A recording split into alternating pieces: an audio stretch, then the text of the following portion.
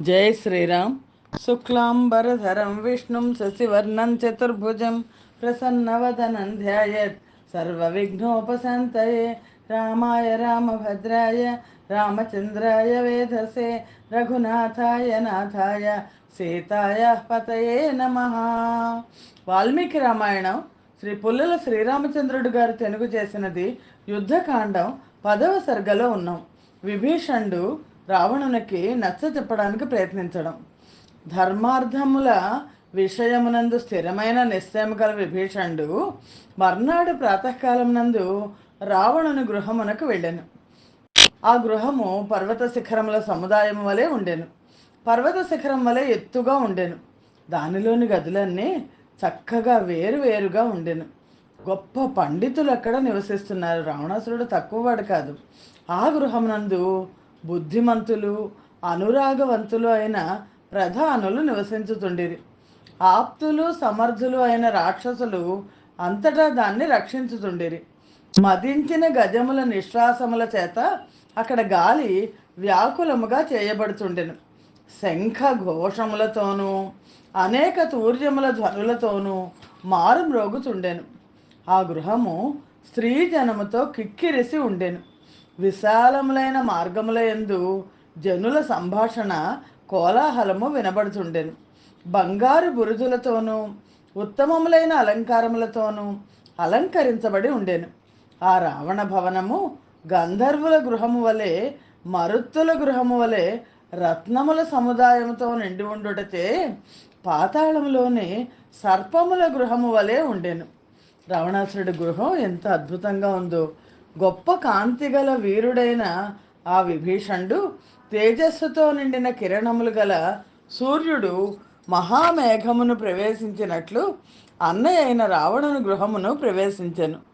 అక్కడ అతను తన సోదరుని విజయమును గూర్చి వేదవేత్తలు చదువుతున్న పవిత్రమైన పుణ్యాహ మంత్రములను వినెను. దధి పాత్రలు అంటే పెరుగు పాత్రలు, నెయ్యి, పుష్పములు, అక్షతలు సమర్పించి పూజించబడుతున్న మంత్రములలోనూ బ్రాహ్మణములలోనూ ప్రవీణులైన బ్రాహ్మణులను చూశాను. అతడు రాక్షసుల చేత పూజించబడుచు లోపల ప్రవేశించి తన సహజ తేజస్సుతో ప్రకాశించుతూ ఆసనాసీనుడై ఉన్న రావణునకు నమస్కరించాను. ఏ సమయంలో ఎట్లు ప్రవర్తించవలెనో తెలిసిన విభీషణుడు రాజదర్శన సమయమునందు అనుసరించవలసిన ఆచారమును అంటే జయ విజయీభవ మొదలైన శబ్దాలు పలకడం పాటించి మహారాజైన రావణుడు కనుసంజ్ఞ చేపి చూసిన బంగారు ఆసనంపై కూర్చుండెను. ఇతర జనులు ఎవ్వరూ లేరు. చాలా చాలా రహస్యంగా మాట్లాడుతున్నారు. మంత్రులు మాత్రమే ఉన్న ప్రదేశంలో అతడు మహాత్ముడైన రావణునితో హేతువుల చేత నిశ్చితము మిక్కిలి హితము అయిన వచనమును పలికెను.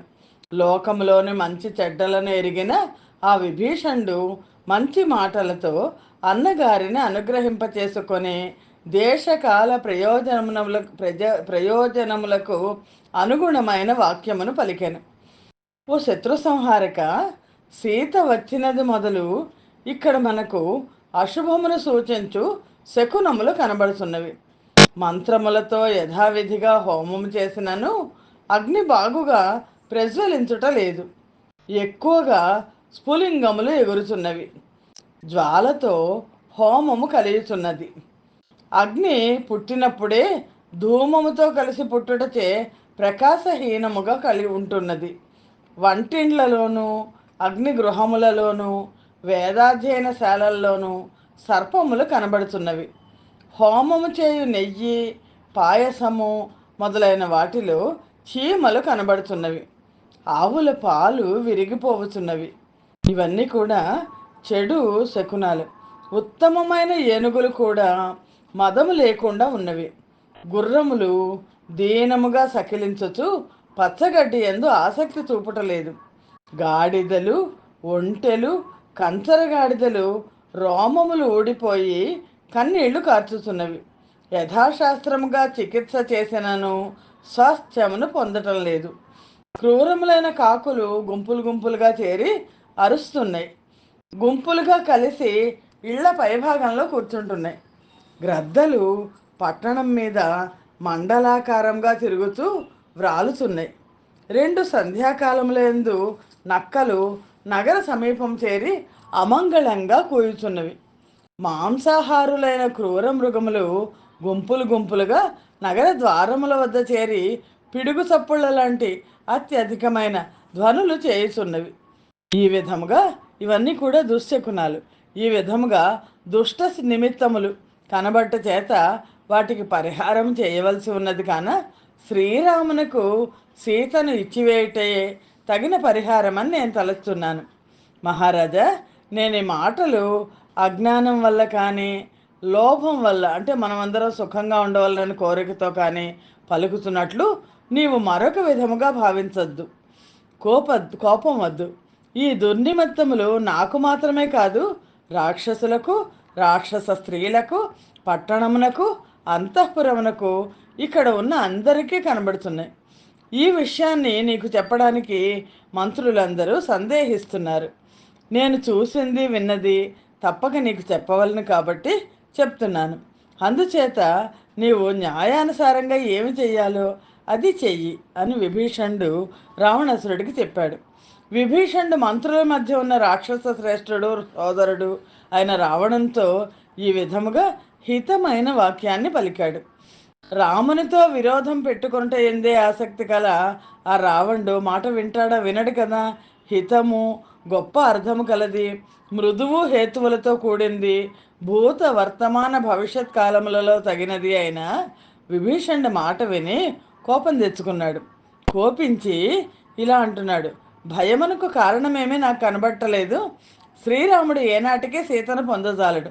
ఇంద్రాది దేవతలతో కలిసి వచ్చినను శ్రీరాముడు యుద్ధంలో నా ఎదుట నిలవలేడు కదా అని పలికి, దేవతా సైన్యమును నశింపచేసిన వాడు, మహాబలము కలవాడు, యుద్ధంలో తీవ్రమైన పరాక్రమం కలవాడు అయిన ఆ రావణుడు తనకు హితాన్ని చెప్తున్న విభీషణుణ్ణి వెళ్ళిపోను ఇక్కడి నుంచి అని పంపించేశాడు.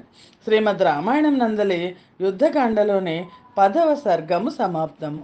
జయ శ్రీరామ్. 11వ సర్గం. రావణుడు మరల మంత్రగృహం, అంటే మంత్రులందరూ కూడా సమాలోచన చేసే గృహానికి వెళ్ళి అక్కడ మళ్ళా మాట్లాడుతున్నాడు.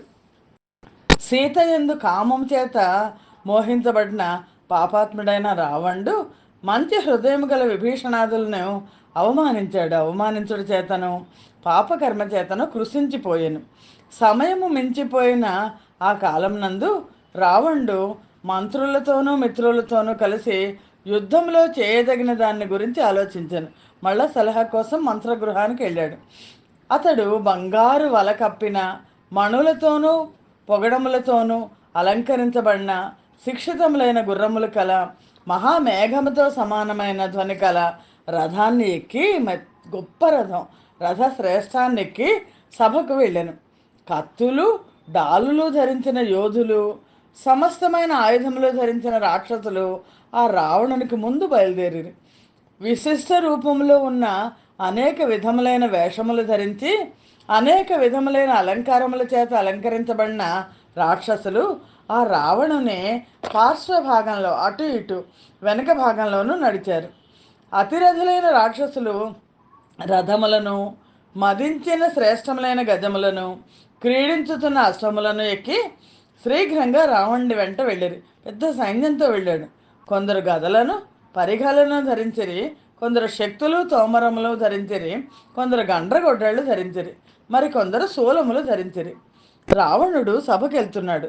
సభాభవనమునకు వెళుతున్న సమయమునందు వేల కొలది వాద్యముల ధ్వని, వ్యాకులమైన శంఖధ్వని బయలుదేరాను. ఆ మహారథము, పెద్ద రథం ఎక్కాడు కదా, ఆ రథము చక్రాంతముల ధ్వని చేత ధ్వనింపజేయచు శీఘ్రముగా సుందరమైన రాజమార్గమును ప్రవేశించను. రావణుని శిరస్సు మీద పట్టిన నిర్మలముగా తెల్లగా ఉన్న ఛత్రము, తెల్లని గొడుగు పట్టుకుంటే అది రాజరిక చిహ్నం, పూర్ణచంద్రుడి వలె ప్రకాశించెను. అతని కుడి ఎడమ పక్కలందు మధ్య మధ్య బంగారు సూత్రములు కల, పరిశుద్ధమైన స్ఫటికముతో సమానమైన ఆకారములు కల చామరములు ప్రకాశించుతుండెను. చామరాలతో గాలి వేస్తాను. నేల మీద నిలిచి ఉన్న రాక్షసులందరూ రథం మీద ఉన్న ఆ రాక్షస శ్రేష్ఠునకు రావణునికి తలలు వంచి అంజలి ఘటించి నమస్కరించిరి. శత్రు సంహారకుడు మహా తేజస్శాలి అయిన రావణుడు రాక్షసుల చేత జయ విజయీ భవ అను ఆశీర్వాద వాక్యముతో స్తుతించబడుచు అప్పుడు ఏర్పరిచిన సభను సమీపించాను. రావణుడి యొక్క రాజరిక టీవీ అంతా చెప్తున్నారు వాల్మీకి మహర్షి. ఆ సభాభవనము ప్రాంత భాగములందు బంగారం చేత వెండి చేత కప్పబడి మధ్య భాగంలో స్ఫటిక మాణిక్యములు పొదగబడి ఉంది సభాభవనం. దాని పై భాగమున ఒక పెద్ద బంగారు వస్త్రం కప్పబడి ఉందట. నిత్యము ప్రకాశించుతున్న ఆ సభను 600 పిశాచములు రక్షించుతున్నాయి. విశ్వకర్మ చక్కగా నిర్మించిన ఆ సభలో రావణుడు ప్రవేశించి వైడూర్య మాణిక్యాలతో కలిసిన శ్రేష్టమైన ఆసనం మీద కూర్చున్నాడు. ప్రియక మృగాదినము కప్పిన ఆ ఆసనం మీద దిళ్ళు అమర్చబడి ఉండెను. అంటే అటు ఇటు పెట్టుకుని మెత్తలు కూడా ఉన్నాయి. పిమ్మట రావణుడు రాజాధికారం చూపుతూ ఇలా మాట్లాడుతున్నాడు. గొప్ప కార్యం ఉన్నది, శత్రువులు ఏమి చేయుచున్నారో తెలిసినది. అందుచేత రాక్షసులందరినీ శీఘ్రముగా నా వద్దకు ఇక్కడికి తీసుకొని రండు అని దూతలను ఆజ్ఞాపించాను. రాక్షసులు అతని మాటలు విని విహార స్థానముల్లోనూ శయనములపైన ఉద్యానవనములోనూ విహరించుతున్న రాక్షసులనందరినీ ప్రేరేపించుతూ భయపడక లంకలోని ఇంటింటికి వెళ్ళిరి. మొత్తం రాక్షసులందరినీ రమ్మన్నాడు సభకి. ఆ రాక్షసులలో కొందరు అందమైన రథములను ఎక్కి సభకు వెళ్ళిరి. కొందరు గర్వించి బలముగల గుర్రములను ఎక్కిరి. కొందరు ఏనుగులను ఎక్కిరి. కొందరు కాలినడక మీద వెళ్ళిరి. శీఘ్రముగా వచ్చుతున్న రథముల చేత, ఏనుగుల చేత, గుర్రముల చేత పూర్తిగా వ్యాపించబడిన ఆ నగరము పక్షులతో నిండిన ఆకాశం వల్లే ప్రకాశించెను. రావణుడు ఒక సభను ఏర్పాటు చేస్తే సభకి రావాల్సిన రాక్షసులందరూ కూడా వాళ్ళ వాళ్ళ రథ గజాది వాహనాలని ఎక్కి వచ్చారు. ఆ రాక్షసులు రథ గజాది వాహనములను నిలిపి సింహములు పర్వత గుహలో ప్రవేశించినట్లు ఆ సభలోనికి పాదచారులే ప్రవేశించిరి. నడుచుకుంటూ వెళ్ళారు. వాళ్ళు రాజుకు పాదాభివందనం చేసిరి. రాజుచే అభినందించబడి కొందరు ఆసనముల మీద, కొందరు ఆస్తరణముల మీద, కొందరు నేల మీద కూర్చుండిరి. ఆ రాక్షసులు రాజాజ్ఞానుసారము సభలో చేరి రాక్షసరాజైన రావణుని తగు విధముగా సమీపించిరి. నిర్ణయించిన కార్యమును ఆచరించుటయందు పండితులైన మంత్రులు, సద్గుణవంతులు, అన్నీ తెలిసిన వారు, బుద్ధిబలం చేత చూడగలిగిన వారు అయిన అమాత్యులు, వందల కొలది ఎందరో సూరులు సకల కార్యములను సుఖముగా నిర్ణయించటకై అక్కడ బంగారు వర్ణం గల సభకు వారి వారి అధికార క్రమమును పాటించుతూ వచ్చిరి. ముందర కొంతమంది కూర్చున్నారు, వెనకాల కొంతమంది కూర్చున్నారు, కొంతమంది కుర్చీల్లో కూర్చున్నారు, కొంతమంది కింద కూర్చున్నారు. వాళ్ళ వాళ్ళ అధికార క్రమాన్ని పాటిస్తూ అక్కడ వచ్చి చేరారు. కీర్తిశాలి మహాత్ముడు అయిన విభీషణుడు విశాలము మంచి గుర్రములు కట్టినది, బంగారము చేత విచిత్రమైన ఆయా భాగములు కలది, మంగళప్రదము శ్రేష్టము అయిన రథమునెక్కి అన్నగారి సభకు వెళ్ళాను. తమ్ముడైన విభీషణుడు అన్నగారికి తన పేరు చెప్పుతూ పాదాభివందనం చేశాను. శుకుడు, ప్రహస్తుడు కూడా అట్లే చేసిరి. ఇదివరకు రోజుల్లో వాళ్ళు ప్రవర చెప్పుకునేవాళ్ళు, నేను ఇలా అహంభో అభివాదయ్యే అంటూ పేరు చెప్పుకొని. అప్పుడు ఆ రావణుడు వారందరికీ యోగ్యతానుసారముగా వేరువేరు ఆసనములను చూపి కూర్చుండు అని ఆజ్ఞాపించాను. అనేక విధములైన మణులు పొదిగిన బంగారు అలంకారములు, మంచి వస్త్రములు ధరించి ఆ సభకు వచ్చిన రాక్షసుల శ్రేష్టమైన అగరు చందనపు సువాసనలు, పుష్పమాలల సువాసనలు అంతటా వ్యాపించినవి. ఆ సభాసదుల్లో ఏ ఒక్కరూ గట్టిగా మాట్లాడట కానీ అరచుట కానీ చేయలేదు. అంతమంది వచ్చినా నిశ్శబ్దంగా ఉంది. అసత్యం పలకలేదు. అందరూ కార్యములను సాధించిన వారే, అందరూ భయంకరమైన పరాక్రమం కలవారే, అందరూ ప్రభువు ముఖము చూచుతూ కూర్చుండిరి. ఆత్మాభిమానవంతుడైన ఆ రావణుడు తన సభలో ఆయుధములను ధరించిన ఆత్మాభిమానవంతులైన మహాబలశాలులైన ఆ రాక్షసుల సమూహంలో వసువుల మధ్య దేవేంద్రుడిలాగా కాంతితో ప్రకాశించెను. శ్రీమద్ రామాయణం నందలి యుద్ధకాండలోని 11వ సర్గము సమాప్తము. జయ శ్రీరామ్. 12వ సర్గం. నగర క్షణాధికము చేసి కుంభకర్ణునికి ఈ వృత్తాంతం తెలపవలనని రావణుడు ప్రహస్తుని ఆదేశించట. కుంభకర్ణుడు నిద్రపోతున్నాడు, ఇది చెప్పాలి అని. అప్పుడు రావణుడు ఆ పరిషత్తును, మొత్తం సభ అంతా కూడా జనులందరూ వచ్చారు, ఆ సభా పరిషత్తుని చూశాడు. చూసి సేనాపతి అయిన ప్రహస్తునితో ఇలా అన్నాడు: సేనాపతి, సుశిక్షితులైన చతుర్విధ యోధులు, అంటే చతురంగ సైన్యానికి చెందిన అందరు యోధులు నగర రక్ష ఎందు జాగరూకులై ఉండునట్లు చేయము, అంటే మనకు యుద్ధం వస్తోంది అని ఆజ్ఞాపించాను. సావధాన చిత్తుడైన ప్రహస్తుడు రాజాజ్ఞ ప్రకారము గృహము వెలుపల లోపల కూడా సైన్యమునంతటిని ఉంచెను. పిమ్మట ప్రహస్తుడు సైన్యమునంతను నగర రక్షణము కొరకై నిలిపి రాజుతో, ప్రభు, బలవంతుడవైన నీ సైన్యమును లోపల వెలుపల కూడా నిలిపితని. ఇప్పుడు ఏ విచారము లేనివాడవై నీకిష్టమైన పని చేయము అని విన్నవించెను. రాక్షసరాజైన రావణుడు రాజ్యము హితమును కోరు ప్రహస్తుని మాటలు విని మిత్రుల మధ్య ఇలా చెప్పాడు: ధర్మార్థ కామములకు సంబంధించిన కష్టములు ఏర్పడినప్పుడు ఏది ప్రియమో ఏది అప్రియమో, ఏది సుఖమో ఏది దుఃఖమో, ఏది లాభమో ఏది నష్టమో, ఏది హితమో ఏది అహితమో మీరు బాగా నిర్ణయించగలరు. మంత్రుల్ని ముందర చెప్తున్నాడు. ఏదన్నా సమస్య వస్తే మీరే చెప్పగలరు ఏది మంచిదో ఏది చెడ్డదో అని. ఎల్లప్పుడూ మీరు ప్రారంభించి ఆలోచనాపూర్వకంగా నిర్వహించిన నా కార్యములేవి ఎన్నడూ వ్యర్థము కాలేదు. చంద్రగ్రహ నక్షత్రములు ఇతర దేవతల చుట్టూ ఉన్న దేవేంద్రుడి వలె మీరందరూ చుట్టూ ఉన్న నేను మిక్కిలి ఐశ్వర్యమును పొందగలను. నేను మీకందరికీ మరలా గుర్తు చేయటకు ప్రయత్నిస్తున్నాను. కుంభకర్ణునికి మాత్రమే ఈ విషయాలేవి తెలియదు. అతడు నిద్రలో ఉండుట చేత పూర్వం ఈ విషయమును అతనికి తెలపలేదు. గొప్ప బలము కలవాడు, ఆయుధములను పట్టిన వీరులందరిలో ముఖ్యుడు అయిన కుంభకర్ణుడు 6 మాసములు నిద్రించి ఇప్పుడు లేచాడు కుంభకర్ణుడు. అందుకని కుంభకర్ణుడితో చెప్పాలి: రాముని ప్రియురాలైన భార్య అయిన సీతను రాక్షసులు సంచరించు దండకారణ్యం నుండి తీసుకొని వచ్చి మందగామిని అయిన ఆ సీత నా శయనమును ఎక్కుటకు అంగీకరించటలేదు. ఇలా చెప్పమని చెప్తున్నాడు కుంభకర్ణుడికి.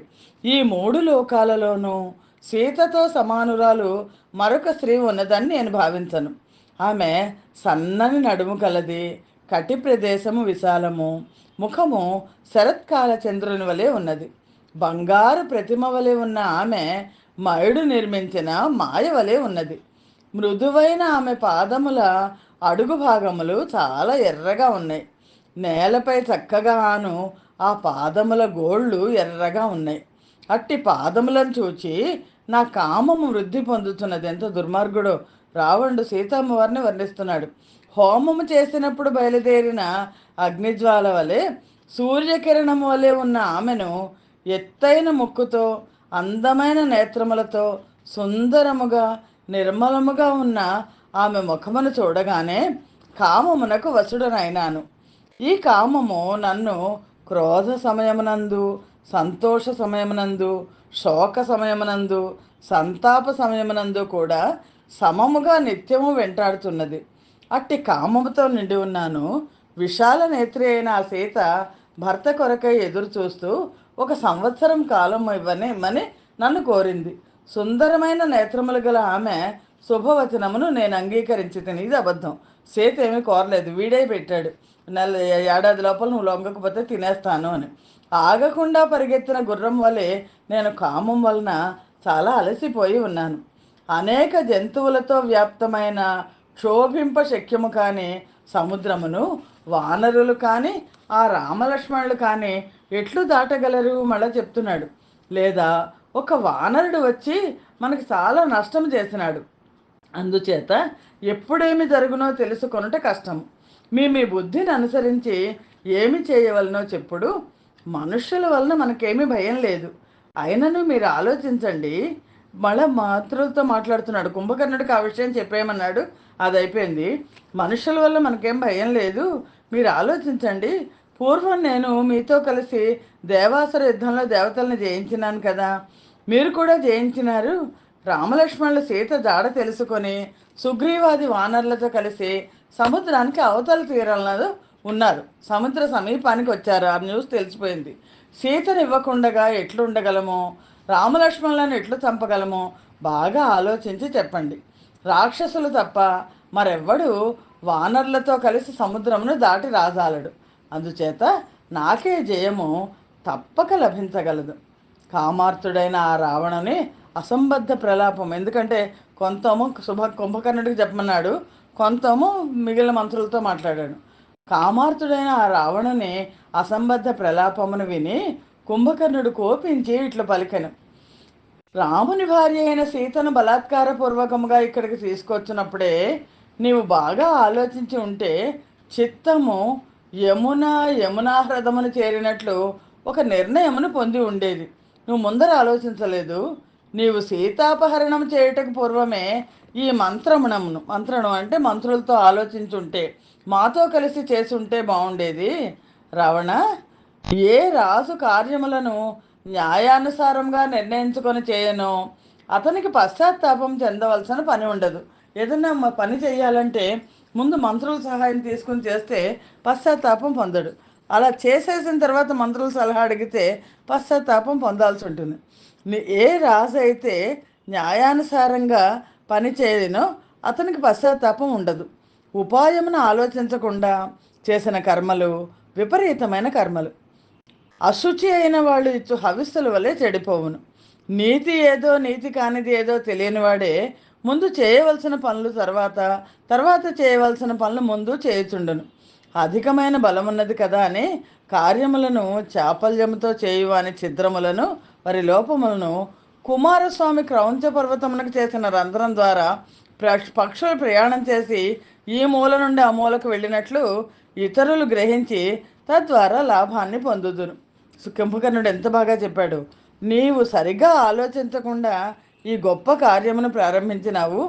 విషము కలిసిన మాంసము వలె శ్రీరాముడు నీ అదృష్టం కొద్దీ నిన్ను చంపలేదు అని, శ్రీరాముడికి నువ్వు ఎదురుపడకుండా తీసుకొచ్చేసావు అని కుంభకర్ణుడు చెప్తున్నాడు. రావణ, అందుచే నీవు శత్రువుల విషయం నందు ప్రారంభించిన ఈ గొప్ప కార్యమును నేను ఆ శత్రువులను చంపి సరిచేసేదను. సరే, నేను చంపేస్తాను. నీ శత్రువులను నేను నశింపజేసేదను. ఆ శత్రువులు ఇంద్ర సూర్యులైన, అగ్నివాయువులైన, కుబేర వరుణులైన వారితో యుద్ధము చేసేదను. పర్వతం వంటి శరీరము, తీక్ష్ణమైన కోరలు గల నేను గొప్ప పరిఘను ధరించి యుద్ధము చేయుచు గర్జించుచుండగా దేవేంద్రుడు కూడా భయపడను కదా. శ్రీరాముడు నన్ను ఒక బాణంతో కొట్టి మరలా రెండవ బాణం ప్రయోగించుటకు పూర్వమే అతని రక్తాన్ని తాగేస్తాను. నీవు నిర్భయంగా ఉండు. రాముణ్ణి చంపివేసి నీకు సుఖమును కలిగించు జయమును సంపాదించి పెట్టుటకు ప్రయత్నించదను. రామలక్ష్మణులను చంపిన పిమ్మట వానర నాయకులందరినీ తినేస్తాను. స్వేచ్ఛగా క్రీడించుము, శ్రేష్టమైన మద్యమును సేవించుము, ఏ భయము లేనివాడవై హితములైన కార్యములు చేసుకొనుము. నేను శ్రీరాముణ్ణి చంపివేసిన పిమ్మట సీత చాలా కాలం నీ వసురాలై ఉండును అని కుంభకర్ణుడు, నువ్వు చేసిన తప్పు అయినా నువ్వు అన్నయ్యవు కదా, అందుకని నేను నిన్ను రక్షిస్తాను అని చెప్పాడు. శ్రీమద్ రామాయణం నందల యుద్ధకాండలోని 12వ సర్గము సమాప్తము. జయ శ్రీరామ్. స్వస్తి ప్రజాభ్య పరిపాలయంతాం న్యాయేన మార్గేణ మహిమహేషాః. గోబ్రాహ్మణేభ్య శుభమస్తు నిత్యం. లోకా సమస్తా సుఖినో భవంతు. సర్వం శ్రీరామార్పణమస్తు. జయ శ్రీరామ్.